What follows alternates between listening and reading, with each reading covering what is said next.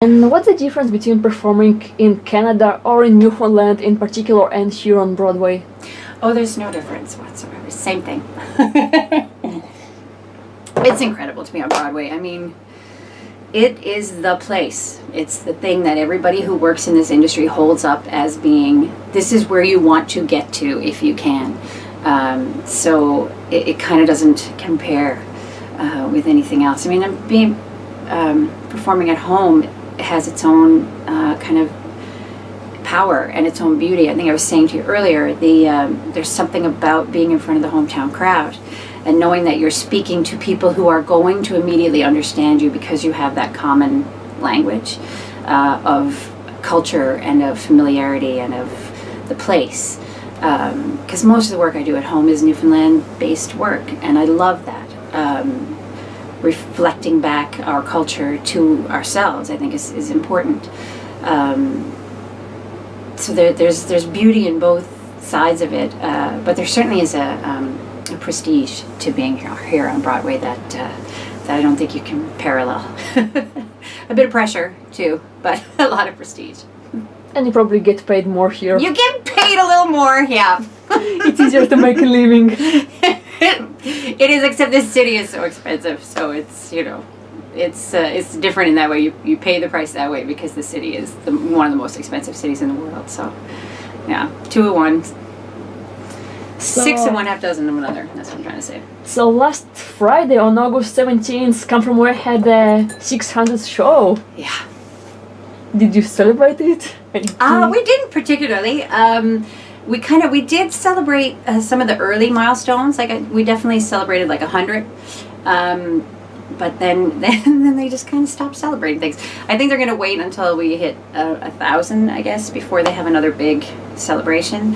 But it's something for us to take note of for sure, because when you're doing the show every day, 8 shows a week, you're not really clocking that. You're not thinking, this is show number 435. So it's amazing to hit that and to know that you've reached that, and that the show still feels fresh and still feels new every time we do it, and that we still all enjoy each other so much, and that audiences are still enjoying it. It's amazing to think that 600 shows on Broadway, because we did shows in La Jolla and Seattle, Washington, Toronto, Gander. So there have been way more than 600 shows done, but 600 here. Scott, if you come on stage, we can take a look at the turntable.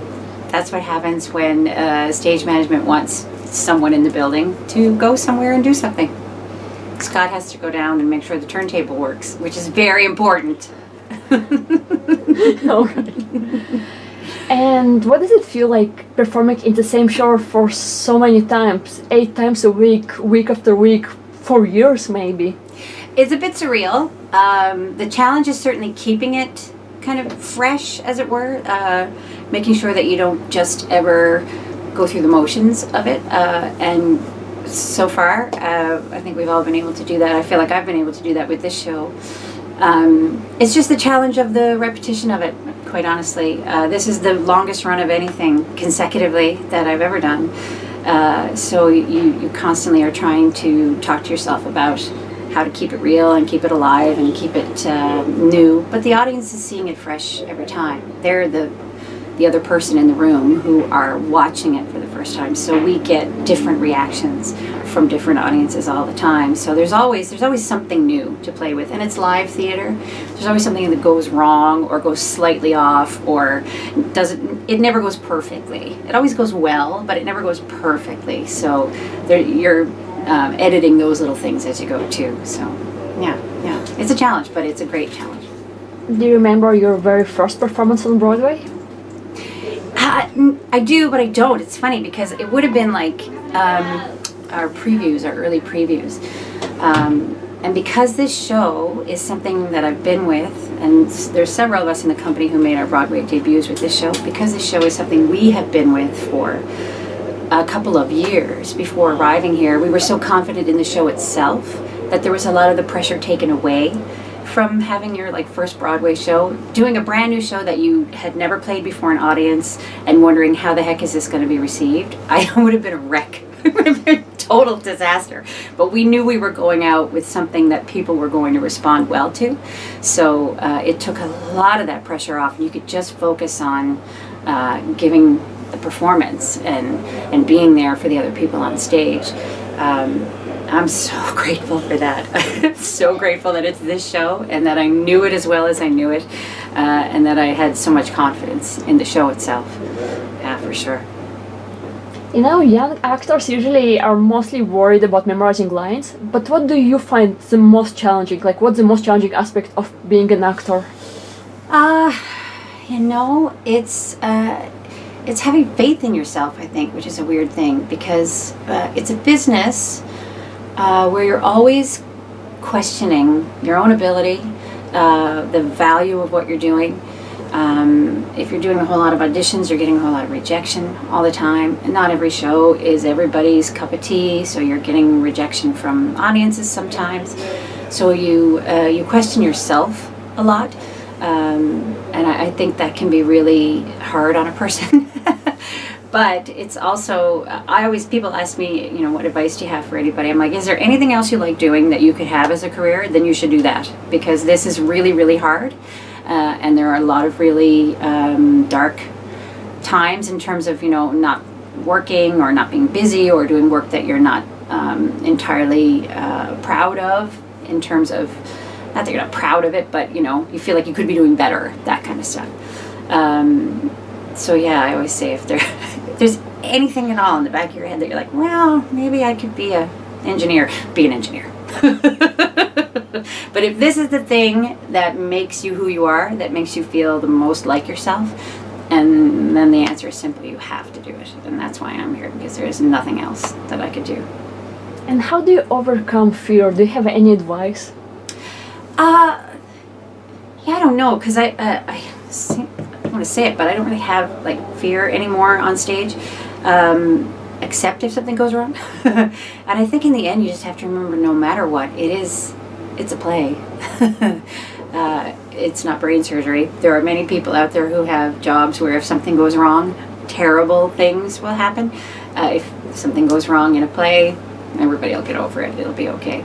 And that if something does go wrong, try and take advantage of it, and try and roll with it and use it, and have it be a part of the experience. Learn from your mistakes. That's certainly something that everybody should do, because a mistake is just a learning opportunity. Yeah. And what do you think is the most common misconception about what you do? Like, there are so many stereotypes, you know, about acting and...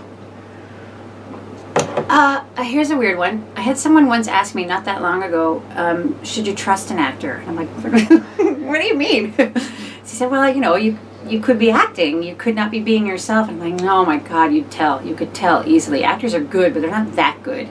Like, you can tell the difference between someone who is faking a conversation with you and someone who's really connecting with you and talking to you. So I think there is a misconception that we're really good liars. And actually, most of the people I know who are actors are bad liars. They're good actors, but they're bad liars.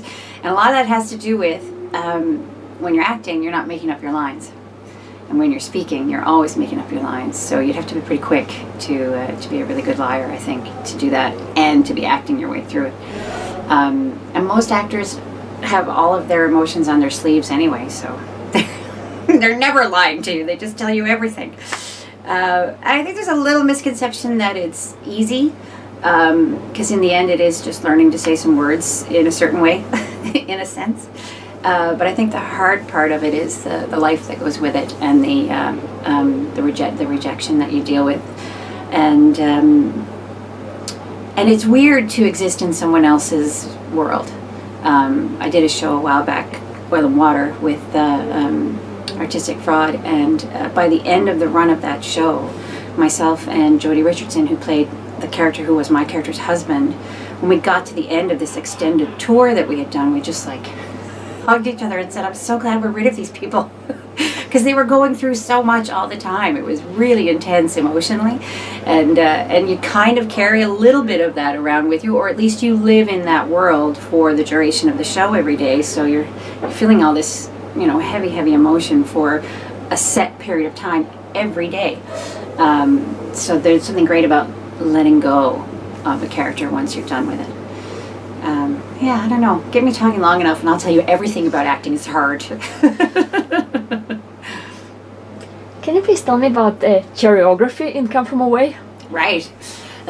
Yes. Well, it's intense. We have 6 people in the company who are swings or standbys.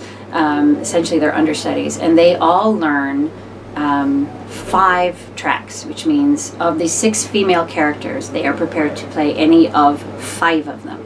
They have 2 principals, and then they have secondaries. So they're only really expected to play the principals. But if something crazy happens and someone's out and someone's sick and someone is on a train that gets stuck, you can you can get in there because we need you. So they have to learn the choreography for all of those tracks. I do not know how they do that because there's not so much anymore, but there were times in the early runs of the show when I would look at a chair and go, is that mine? Do I touch that? Is that the one? Because there's so many of them and they're all different. We had big numbers on them in rehearsal so that we could constantly keep track of what we were doing. And I mean, it's very intimate the way that it's done and very wonderfully intricate. There's tiny little things that happen with these chairs. Some of the movements are big, but a lot of the times we do really tiny, quick adjusts to change the scenes and things. It's quite magical what they've managed to do. Kelly Devine just created some beautiful, beautiful movement around the chairs, and they've crafted these scenes that are all based in how you would put down, where you would put down, what does this shape look like with these chairs like this. So yeah, it's different and it's quite beautiful. And it was hard.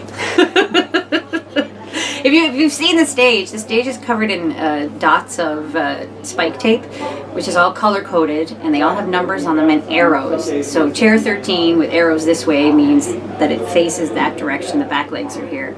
And chair 13 when it's the brown spikes. And it's different. There's like 15 colors on the floor. It's intense. It's a lot. Yeah.